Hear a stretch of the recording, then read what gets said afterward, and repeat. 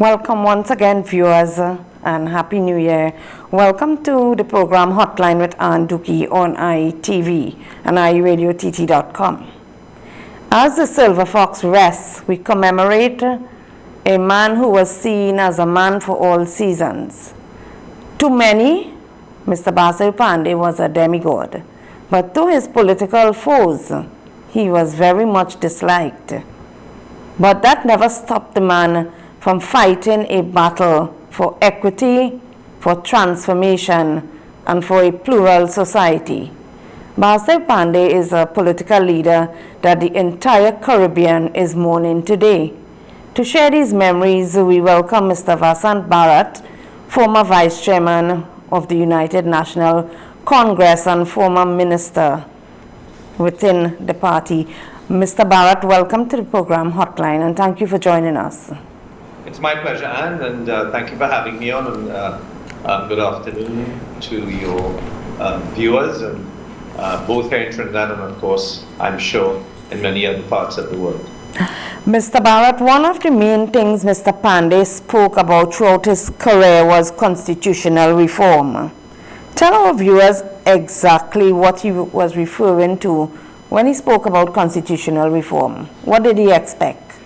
Well, I think Mr. Panday realized at a very early stage that the type of politics that we practice in Trinidad and Tobago traditionally, which is race-based politics, as well as first past the post, would mean that at any given time, whichever party was in office, in power, it meant that half of the country was excluded because, of course, we are traditionally Indian and Afrocentric population. He felt that the way our politics was managed, if the PNM were in office, the UNC supporters felt marginalized, and of course, vice versa.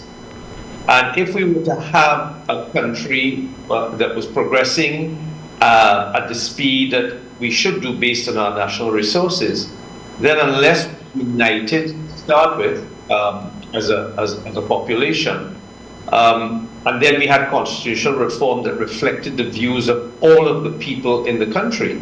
And it wasn't just a case of Africans and Indians having a say, it was also farmers having a say, business people having a say, and so on and so forth.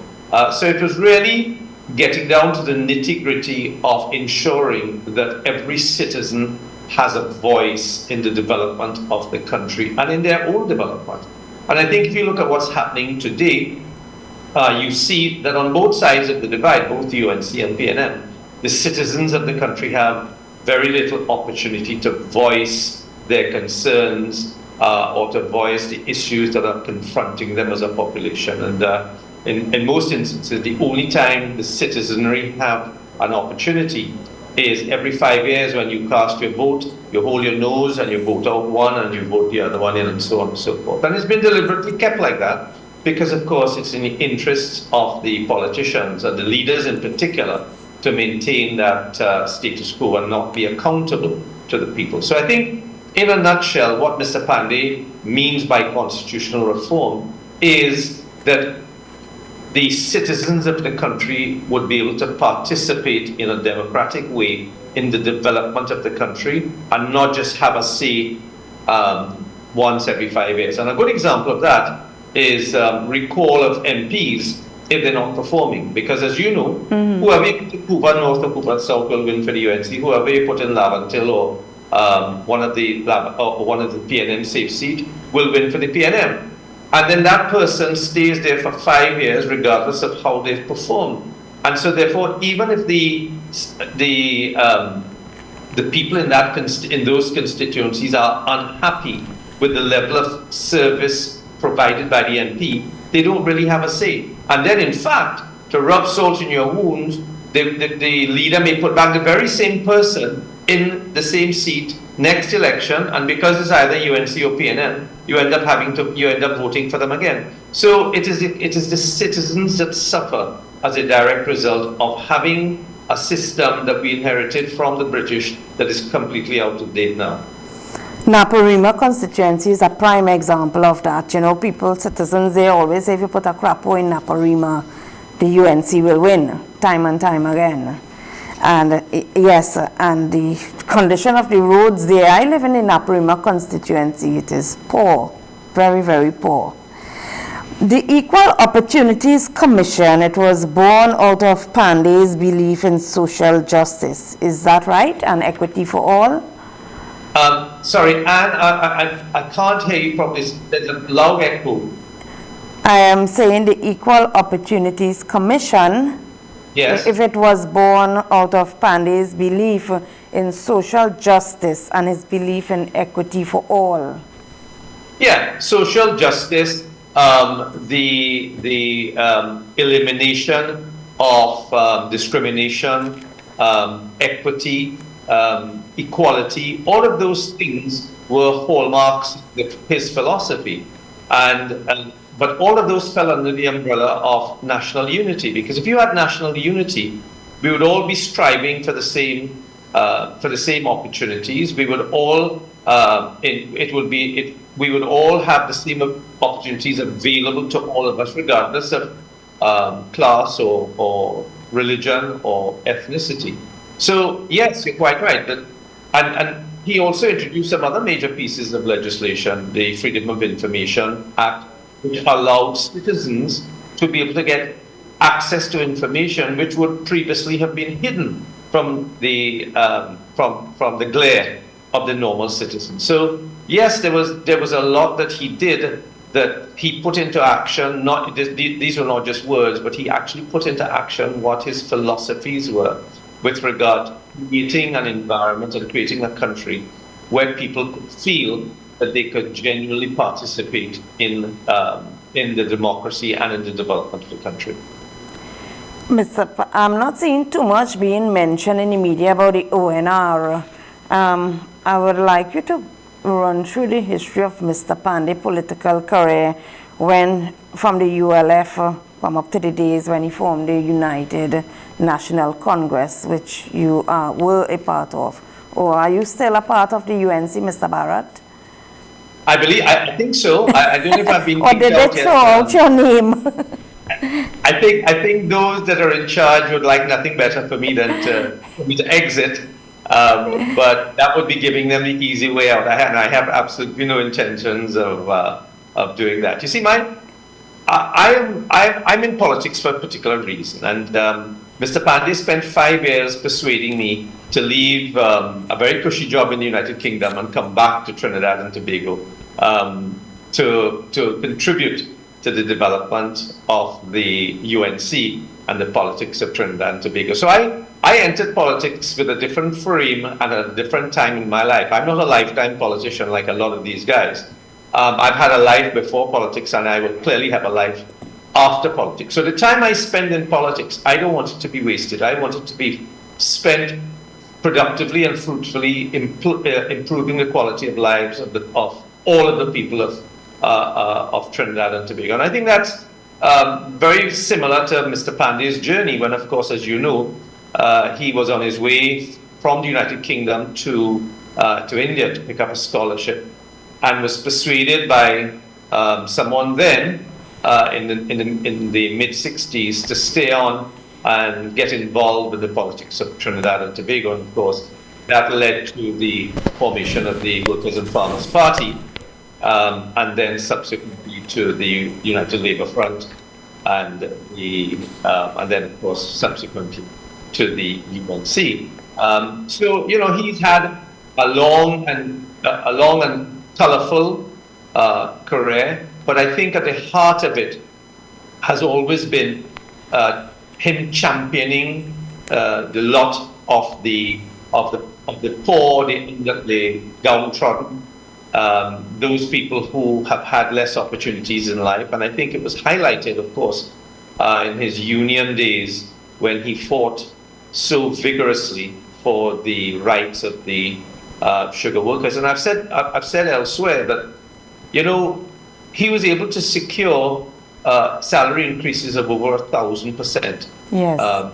For those people. And of course, in monetary terms today, it's not very much, but in terms of percentage wise for what they were earning at the time, it was quite significant in many instances, and those stories have been told. He was able to ensure that the company paid people's money into bank accounts, because there was a time when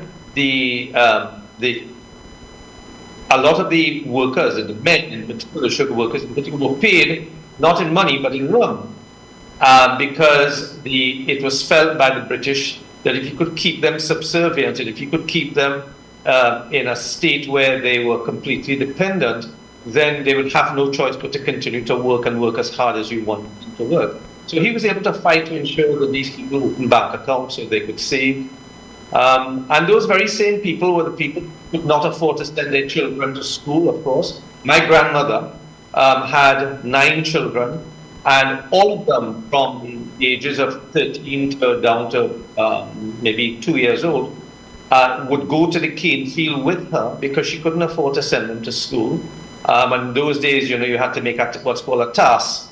And the more tasks you could make, so if you took the children to the cane field, you make more tasks and then you go home. But the children were not at school. So what Mr. Panday did, by his actions of getting the company to pay them what would eventually become relatively decent wages, was to get them now to save for their children's education. So those very same children who were kept at home or had to go to the sugarcane fields with their mothers in particular, those same children are now being sent to school instead of being kept at home or going out with their parents to work. And then eventually, of course, they were able to afford to get slippers for them and then subsequently shoes. They were starting to get an education. And of course, it is those very same children who eventually became the doctors and the lawyers and the teachers and so on and so forth, and the professionals of Trinidad and Tobago. So he did a tremendous amount for people today based on the work that he did then. And I don't think that work must ever be allowed to be forgotten, because so often we take these things for granted. And many of the professionals of today do not realize or do not understand that it was the sacrifices that Mr. Panday made and the differences that he made in the lives of their grandparents that has caused them to be who they are today, the young professionals, the doctors, the lawyers, the scientists, and so on. And he always believed in education, Mr. Bharath. I always remember him saying, your future is in your book bags. And he kept repeating and reiterating that to the younger generation especially. Yes, I mean, and because education is really the most significant avenue out of poverty, because that's the one thing that people can't take away from you, the fact that you're educated. And this is why so many parents, particularly those of Indian origin, not just in Trinidad, I could tell you, but in other places where you have the Indian diaspora, in Fiji, Suriname, Guyana, for education is so important to their children, and it's actually it's a philosophy that's deeply ingrained in the Indian culture. Educate your children, in fact, make them better than you are, which is what I've done for my children.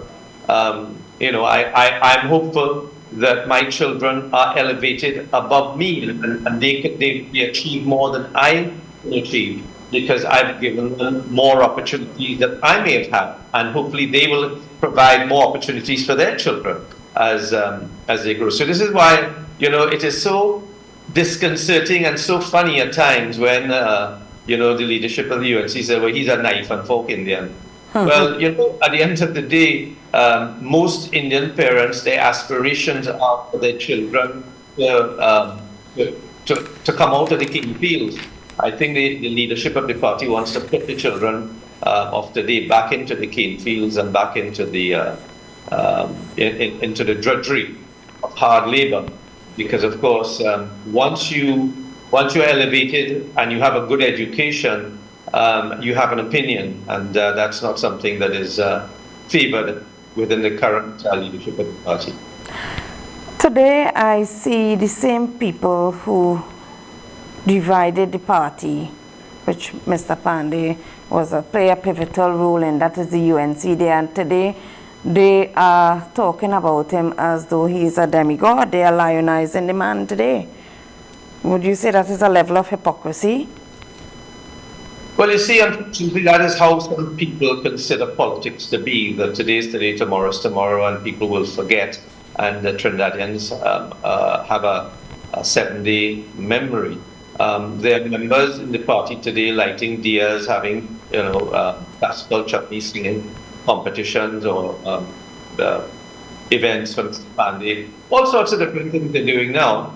But they are the very same people who vilified him a few years ago. Mr. Panday is on record as saying that he met with Mrs. Basdeo and asked how he could assist. But, he was ignored. So, when you look at other countries and how they treat the founders of great parties, political parties, even corporate entities, they are treated with a level of respect. I mean, ultimately, everybody gets old and everybody has to move on. But people are treated with a level of dignity and respect for having made the sacrifices that they made to develop those organizations. I mean, everybody knows, it's on record, the kinds of challenges that Mr. Panday had, the political fights that he had, the beatings that he got on Bloody Tuesday. He took all of it, and he still, the fallout with Mr. Robinson from the NAR, after taking his party into the NAR and having to leave, in fact, being kicked out. And still starting from scratch again and, developing the party. So ultimately, of course, as he himself said, he became unattractive. But at the end of the day, I think he needed to have been treated with a level of dignity and respect rather than being cast aside. And I mean, I know that Mr. Panday can at times have been difficult. That was his personality. But there could have been a way that the leadership of the UNC could have reached out. And look at where the UNC is reached today, and it is in a complete state of disarray. There are no institutions of the party that's functioning. One thing about Mr. Panday, I can tell you, is that he was very, very disciplined.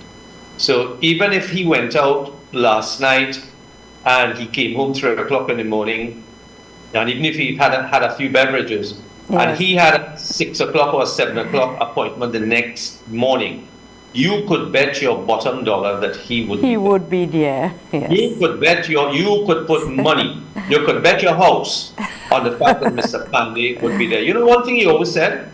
He said, I don't care what problem you have, you need to be in Parliament every single Friday.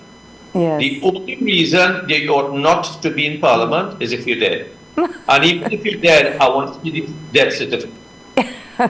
Because he felt that having been elected by people to serve, that it was your duty to be in the Parliament to serve them.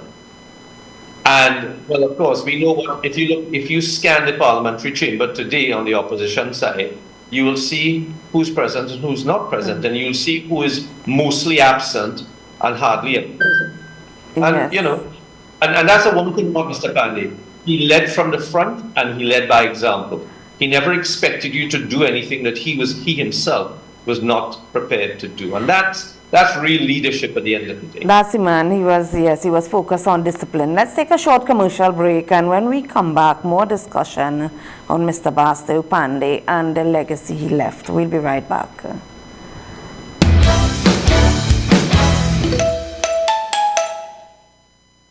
Investigative journalism builds communities. Welcome to Hotline with Duki on ITV every Monday live at 1 to 2 p.m. Challenges facing the nation. The economic outlook when wages are not rising as high as food prices. Will we be making a softer economic landing? Some experts are cautiously optimistic now. Health, job security, education, social imbalance, and the security of our nation all comes to mind. Experience all of this and more just ahead on Hotline with Ann Dookie on IETV.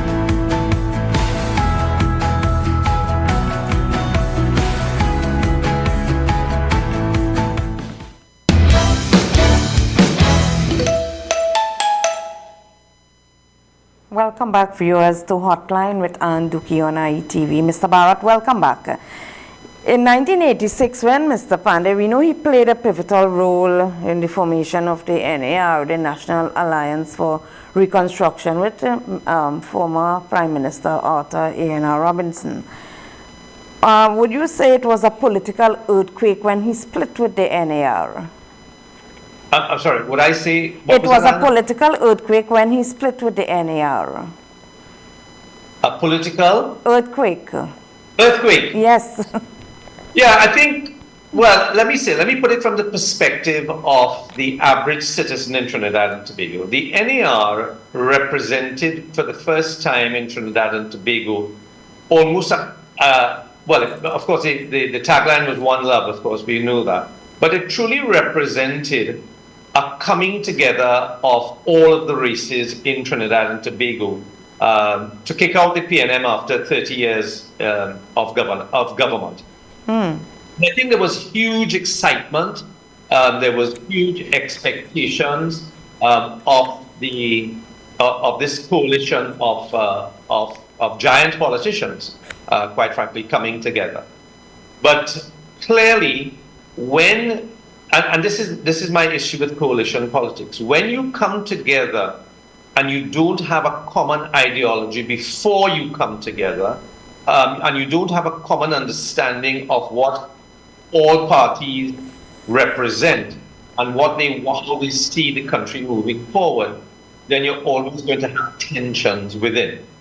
When you have tensions within an organization, you're never going to be in a position to put your best foot forward in solving the problems of the people, right? Because you're always going to be fighting within. All of your energies are going to be expended, or a significant amount of your energies are going to be expended in trying to mend the fences internally, and you're going to have little or no energy left to fix the people's business. And I think that's an issue, and that's a problem I have with groups coming together at the very last moment to form an organization to beat the PNM, for example. And that's, of course, what the UNC did in the local government election when they brought on board Gary Griffith's new party and Jack Warner. And I think people are, and of course, the results reflected that it was an alliance that didn't go down too well. With not that not that I have an issue with Mr. Warner or Gary Griffith as individuals, but the coalition came across as something that was cosmetic to most people. What caused the Ramjack fraction to be developed? You know, that was a common term back then when you had Ramesh Lawrence Maraj and Jack Warner beginning to fight against Mr. Panday. It was called locally, it was referred to as the Ramjack fraction of the party. Yes. Well, in fact, it was joined by Gypsy, so it became Ramjack G. Yeah. If you remember. Yeah. And it played a significant role in the removal, or first of all, in getting Mr. Panday to call internal elections, and then, of course, in his removal. I will tell you, though, that Mr. Panday up until his death was a very trusting person. He trusted first and then distrusted subsequently. Very much like me, actually. I'm always criticized by my wife that I'm too trusting, as opposed to she distrusts first and you've got to then earn her trust afterwards. I'm very much like Mr. Panday. We trust first and then we are always disappointed. But because of his trusting nature, he never thought that people would be undermining him in his own offices. And that's actually what happened. He was being undermined by the office staff at the leader of the opposition's office, and he was being undermined by staff at Rienzi, unfortunately. And so he never felt, he always felt he was cheated rather than defeated. And I think it came as a huge shock to him that there were people who were supporting him in his face, but stabbing him in his back. And that was the reality of what happened with the Ramjakji faction. I mean, yes, Jack and Ramesh and Gypsy were out there openly fighting, and that I don't have a problem with that. But I've always had a problem. I've always continued to have a problem with people who say they support you, but they're undermining you in the background. And those are people who Mr. Panday gave jobs to. He nurtured them. He looked beyond their faults and their failings, and they're the very same people who stabbed him in his back. So he felt a sense of betrayal. Absolutely, and as I said, he felt cheated rather than defeated. And it was obviously very disappointing for him because he genuinely felt that all of the work that he'd done for the party and the people, that the love of the people would continue to carry him through. But, and to an extent it would have done, but as I said, there were people working on the inside that did not have his best interests at heart. In 2010, when he was replaced as opposition leader, he chose not to contest the Couva seat, which he held throughout his political career. What do you think made him pack up and go?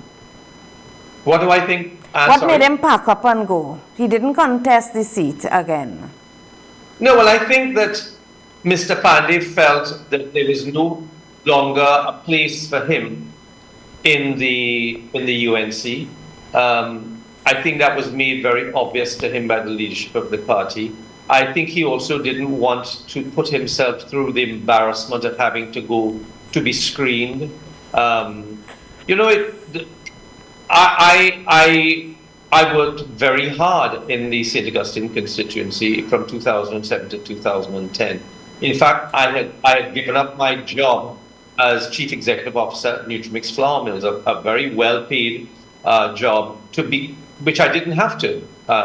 As you know, as an opposition member, you can continue to work in your job or your profession. And I gave it up to work for the people of St. Augustine on a full-time basis. So my day would start at 8, and anybody in my constituency can tell you, my day would start at 8, and at 1 o'clock I would go into the constituency every single day of the week. I would go into the constituency, meet with people, talk to people. People would come in during the course of the morning to discuss their problems. I'd go and visit them at their homes in the afternoon. And I did that 6 days a week, from Monday to Saturday. I took Sunday off. I worked very hard for the people of St. Augustine. And then, of course, because of my support for Mr. Panday, I was sidelined when Mrs. Bissessa won the election. And I was fine. I mean, to me, that is life. One MP came to me and said, if you don't sign this form to make Mrs. Bissessa the opposition leader, your political days are numbered. There'll be no space for you. And I said, that's fine. I'm not willing to. Yesterday, I was supporting Mr. Panday.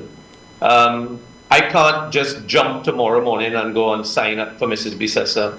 On what basis would I be doing? And I wasn't willing to prostitute myself to go and just sign a form just to save my seat. So as the direct result, of course, the Senator seat was taken away from me and given to Prakash Rawat, which again, as I said, that is life. I didn't have a problem with that.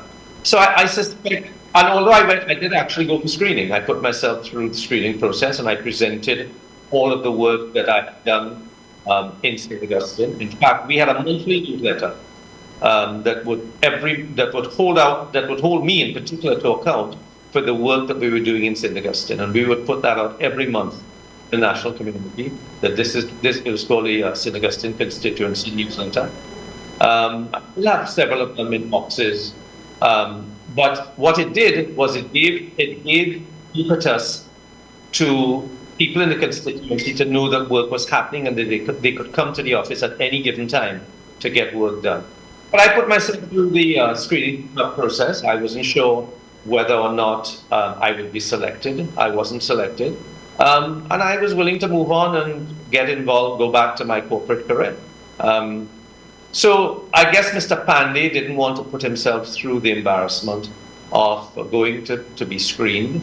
If he was wanted and needed and required, he would not have needed to go for a screening. He would have just been a phone call away, would have said, listen, we would like you to represent the people of Cooper North again. Mm-hmm. And I'm sure he would have gladly done that. But, there is, at the end of the day, we make decisions that we have to live with.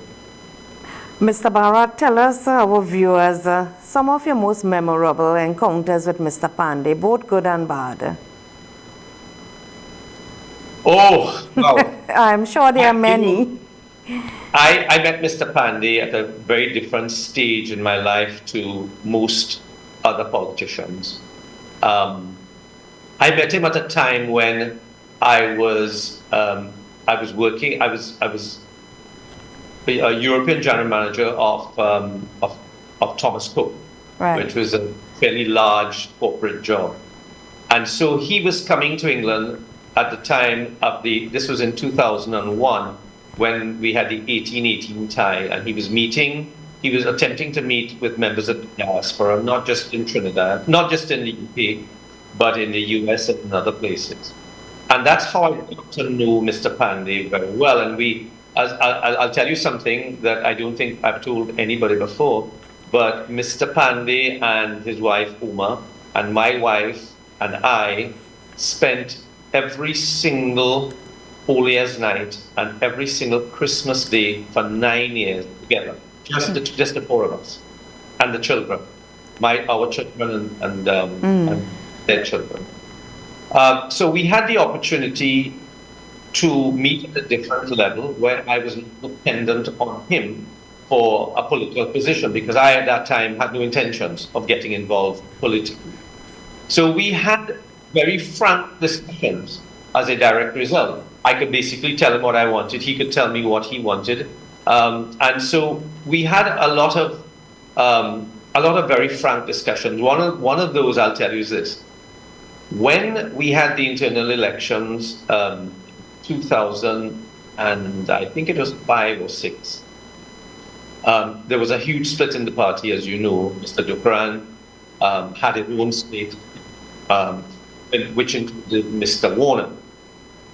So during that time, when the NATEX was formed, Mr. Dukaran and Mr. Warner were members of the NATEX. Sorry, not Mr. Dukaran. Mr. Warner was a member of the NATEX because he'd won his position. And Mr. Warner would come to the NATEX meeting, but nobody would talk to him. Nobody. So because he was the only outsider on the nobody would talk to him. And one day I said to Mr. Panday, I said, Chief, this is unsustainable. This we cannot build anything on this basis, because it was always tension. And I said to him, I am going to go and speak with Mr. Warner and try and mend these fences. And he said to me, are you willing to put your young political neck on the block to make this happen?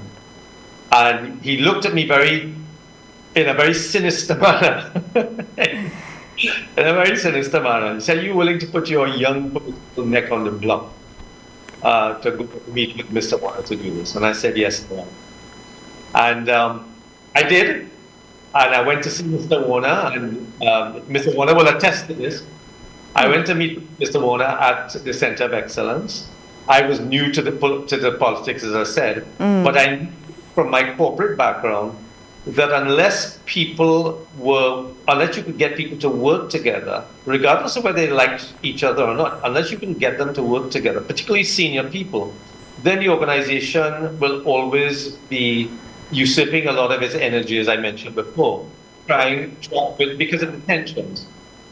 And I got Mr. Warner to come down, meet with Mr. Panday, and that was it. We had a drink, and that was it. Mr. Warner was accepted back in the fold. I did the same thing with Mr. Ramesh Lawrence Maharaj, actually. He and Mr. Panday had fallen out, and I called them together, and we went to a place called Touch and Taste in Cuba. And over a few drinks, quite a few, we were able to mend fences, and I'm sure Mr. Maharaj will attest to it again to tell you, and brought everybody back together, you know. So, but the good thing about Mr. Panday, I'll tell you this, he very rarely bore grudges. He will cuss you today, and within an hour or two, he'd be back to normal, as though nothing had happened. And I think that was one of his great qualities, that he was able to put the emotions behind for the betterment of the organization and for the relationships, you know, that would follow. So, you know, those are some of the things that I also remember. Dr. Munilal, when he fought on the Dukaran slate. Yes. And he was, well, when they lost, he was afraid to come and speak to Mr. Panday. So for a couple of weeks, he kept calling me in bus if he could organize anything. I said, well, you just come now, I'll organize it again. No, the man might cuss me, and so on, right? And eventually, I was having dinner with Mr. and Mrs. Panday one evening and my wife at Chinese Bell Park, and I told him, I said, come.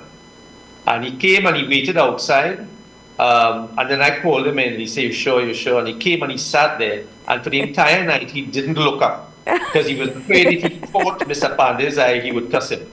And so you don't want to be cussed by Mr. Panday. Trust me. But you know, a lot of people don't know what went into the building of the UNC, and you know, the work that went in. And as I said, one thing about Mr. Panday, every single Wednesday, didn't care where you were, you had to be at the Rienzi complex for a national executive meeting. Executive meeting, yes. I remember that. Wednesday, without fail. That was your duty, that was your responsibility to the party, and you had to be there. Well, you know, things have changed dramatically.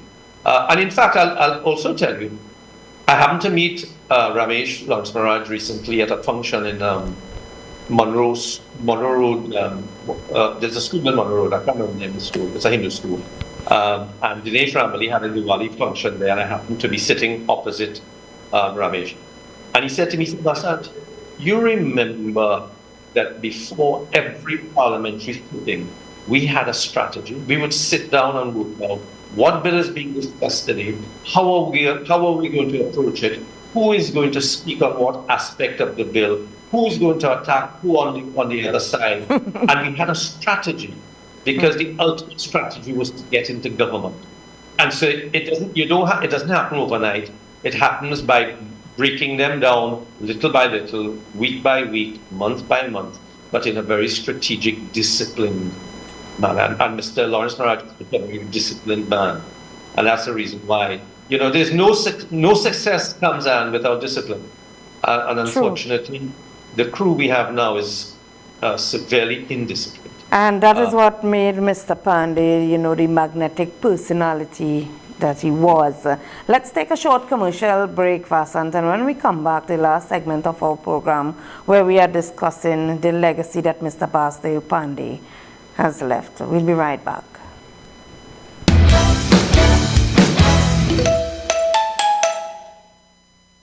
Investigative journalism builds communities. Welcome to Hotline with Ann Dookie on ITV every Monday live at 1 to 2 p.m. Challenges facing the nation.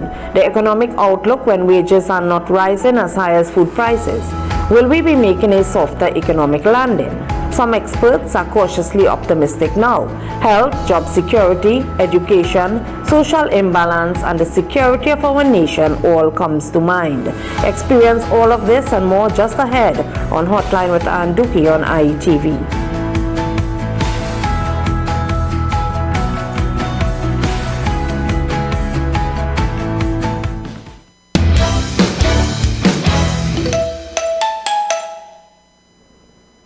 Welcome back, viewers, to Hotline with Ann Duki. We are discussing the legacy of Mr. Basdeo Panday, this country's fifth Prime Minister and first Indian Prime Minister for Trinidad and Tobago, who passed away at the age of 91 week ago.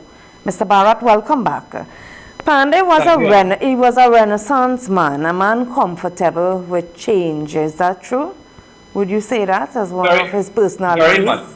Very much, and I think, and it had to do with the time that he spent in England, the background that he developed clearly in the not just academia, but his brief acting career in the UK as well.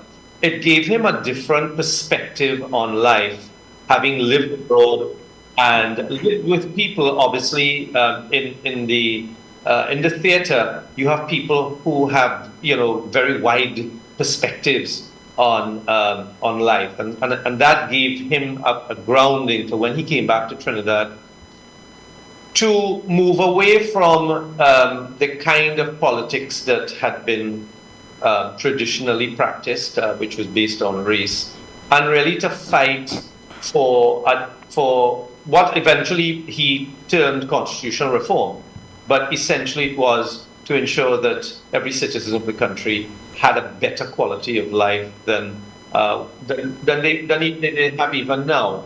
And he knew that the only way that could happen is if resources were spread evenly and equally across the board. And the only way that can happen is by changing the politics of first past the post. So yes, he was definitely a Renaissance man, because he was able to think in a different way to our current batch of politicians. In many ways, he was probably ahead of his time in terms of what his views about where Trinidad and Tobago should go, what we are capable of being, and so on. I think there's no doubt, and I think no argument that you'll get from anyone that would disagree with the fact that he was a towering figure, not just in Trinidad politics, but in Caribbean politics, in the mold of a Chedi Jogan or Manley and Johnson. So the last of the political Mohicans, unfortunately. But he's done it. He's always been a champion of the people, of the working class in particular. And what I will say, Anne, and you will see many clips of his sparring with Mr. Manning in the Parliament, even his fiercest enemies, even his fiercest political enemies, would not doubt Basdeo Panday's commitment to the development of Trinidad and Tobago. They would not doubt his courage, the fact that he was not afraid to fight for what he believed in, but always putting the people of the country first and their welfare first. And I think if we are to remember him, it will always be that, I forget what I have to say for the moment.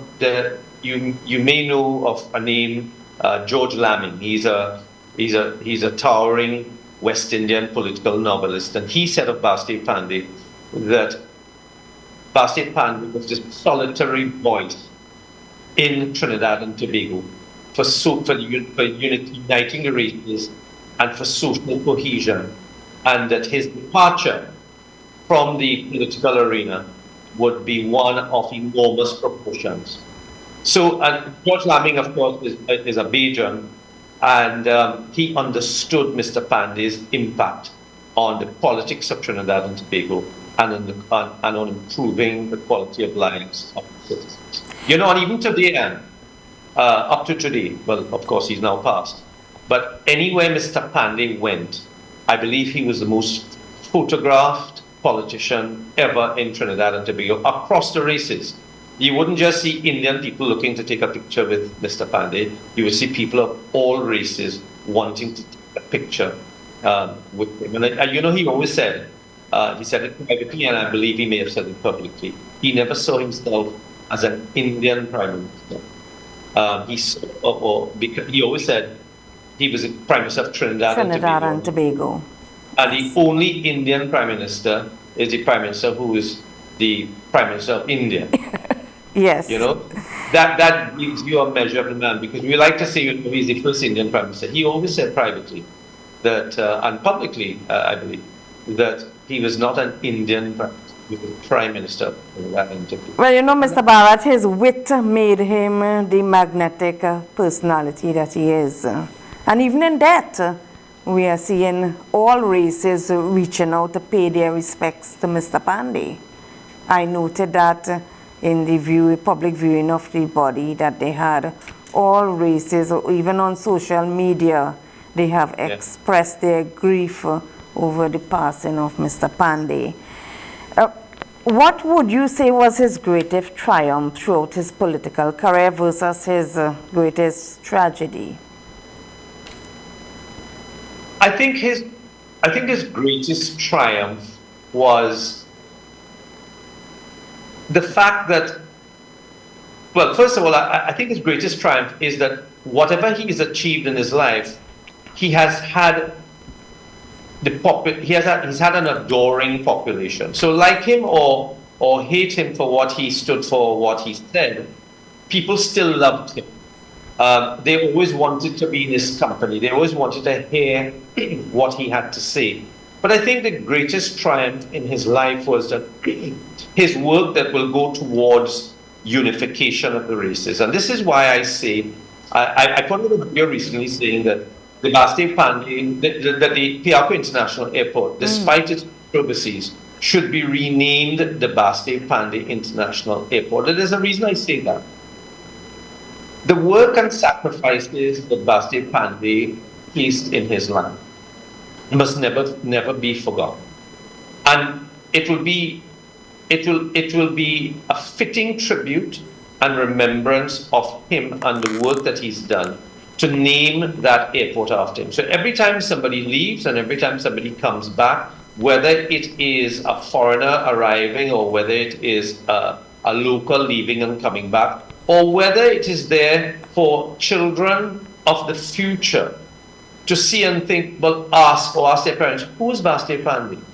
That legacy will always be there right in front of you to see as you arrive. Just in the same way that you have the Chedi Jagan Airport in Guyana and the Norman Manley Airport in Jamaica and the in Tobago, we have the A&R Robinson Airport, yes. You know, and in many other parts of the world, JFK and Bill Clinton and Charles de Gaulle in France and so on.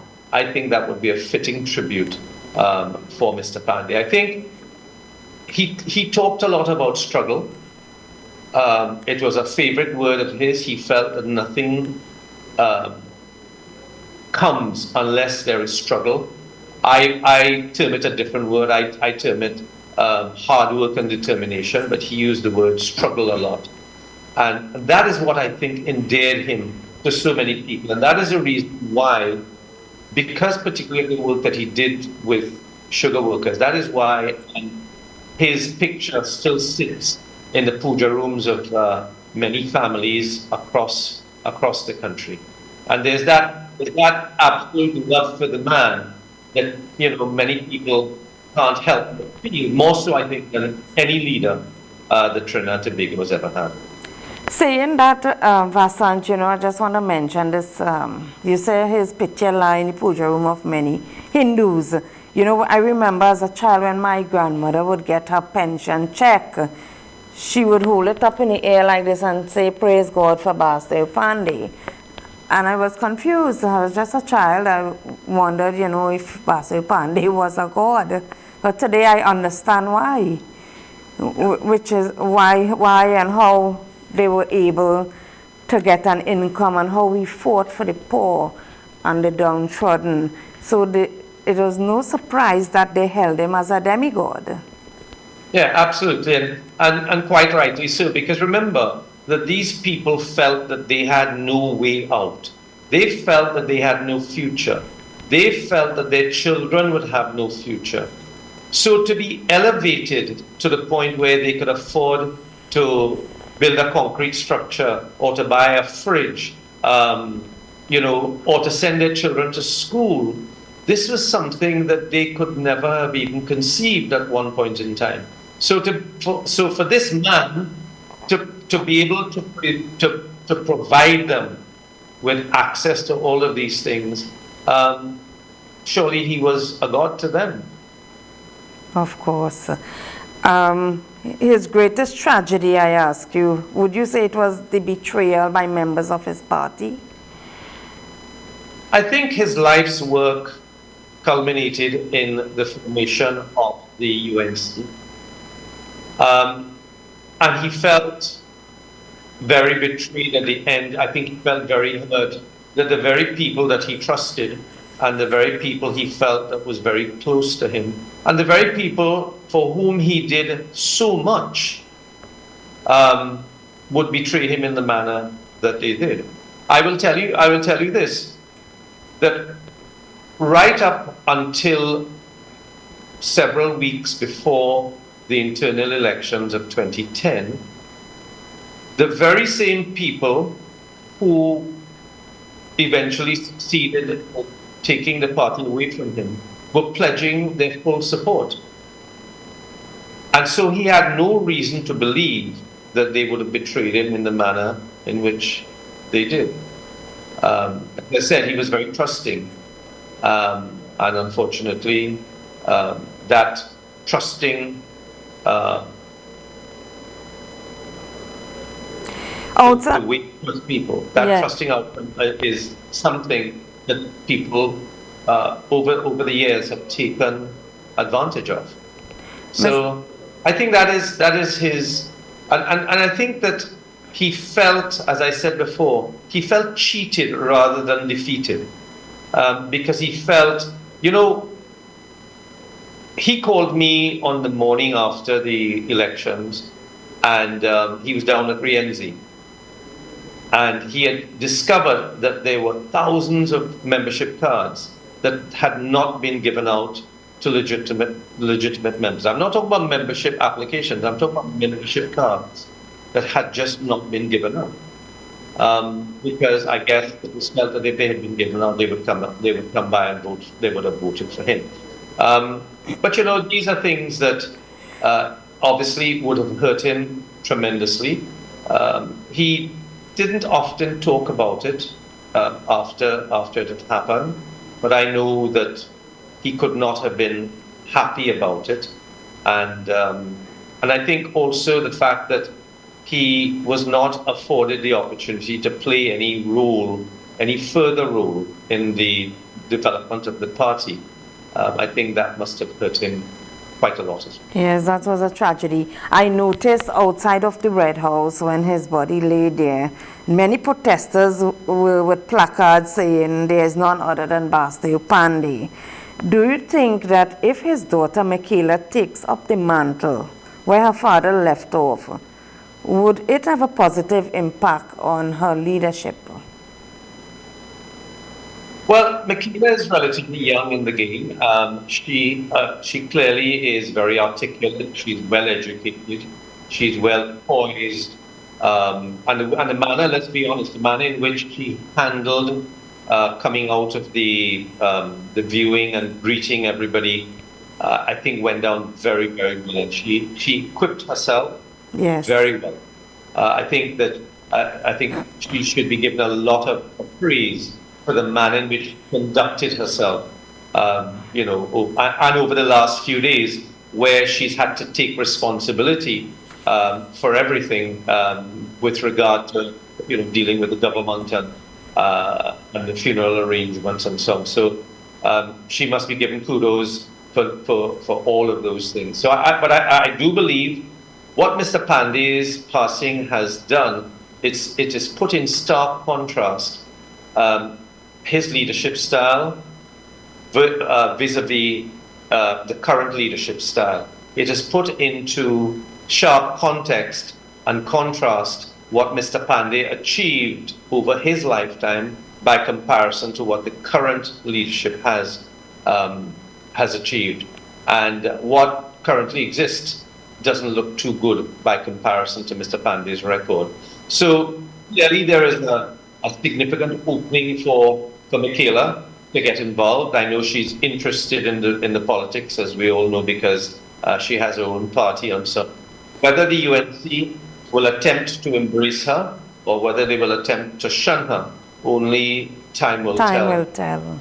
And unfortunately, and when you have people who are insecure in their own positions, they tend to make sure that people who are competent are not around. That they stay out.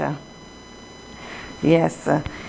One for our viewers and listeners, just to remind you, Mr. Panday focused on education. Some of the things he did while he was Prime Minister was the introduction of the dollar for dollar plan, the program.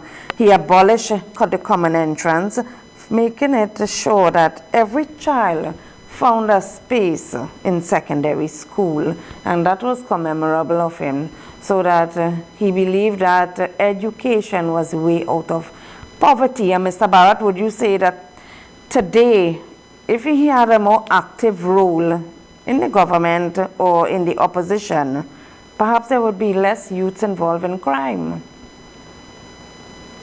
Yes, I think so. I think we in Trinidad and Tobago, and I've criticized the current government for this on many occasions, we continue to do what we've always done, not understanding that the world has changed. Now, what does education do? Education allows you to step out of poverty because it provides you with opportunities to get well-paid jobs. Ultimately, that's what an education does. And you mentioned two things there. One was the dollar for dollar, and the other one was the abolition of common entrance. Yes. Abolition of the common entrance exam. There are specific reasons for that, and it's in keeping with Mr. Panday's philosophy of creating a level of equality and equity across the board. Because with the common entrance exam, what you had was a situation where at the age of 11, a lot of children didn't have a school to go to. They were out on the streets. What would happen to a child at the age of 11 or 12 who has no further learning to accomplish? What are the prospects of that child ever getting a job? So that was in keeping with Mr. Panday's philosophy of ensuring that more children had access to, and not only wealthy children, or not only just academically bright children, because we have to accept that not everybody's made the same. And so there are children who are going to be slow learners, there are children who are going to be, who would have come from homes where they may not have had the level of nurturing and nutrition that other more fortunate children may have had. And so therefore, they're not able to learn as quickly, but they can catch up once they're given the opportunity. So, and then of course with the dollar for dollar, it ought, again, that was in keeping with this philosophy that everybody should have the opportunity to continue to go on to tertiary education, and the government would then match what the parents would pay out. So we need to now understand, what does the education curriculum look like in the next 5 or 10 years to provide our children to be able to get the opportunities that will exist when they come out of university? What's the point of churning out students from university who can't get jobs when they come out because there are no jobs that they can fit into? So these are some of the issues that we have to know, but you require a level of vision, you require a level of competence and capacity to look forward, to see what the world requires of our new generation of children. And unfortunately, if you put people into positions, and this goes for every ministry I'm talking about, if you put people in positions who don't have a clue what they're doing, then ultimately the results will be to the detriment of the population. And when you continue to vote for race based on meritocracy, then you're always going to get those results, because you have people who clearly have never even run a parlor in their lives. They're now MPs or potential ministers of government, and they suddenly become Minister of Works or Minister of Education or Minister of Health. What outcome are you likely to expect? What outcome are you going to get based on the fact that you voted them into office, but they can't perform? Mr. Bharath, unfortunately, we are out of time. This discussion was going so interesting. We'll have to continue this on another day. Thank you for your time and your thoughts on Mr. Panday. It's been my pleasure. Yes, you're welcome, of course. The Bhagavad Gita states there are countless waves rolling in the vast ocean. Each wave is distinguished from the other, and each wave can be perceived separately one by one, but all are water only and are not separate from the great ocean. All waves will eventually merge back to the ocean. So when Krishna say all paths lead to me, he means that all will eventually return to their source.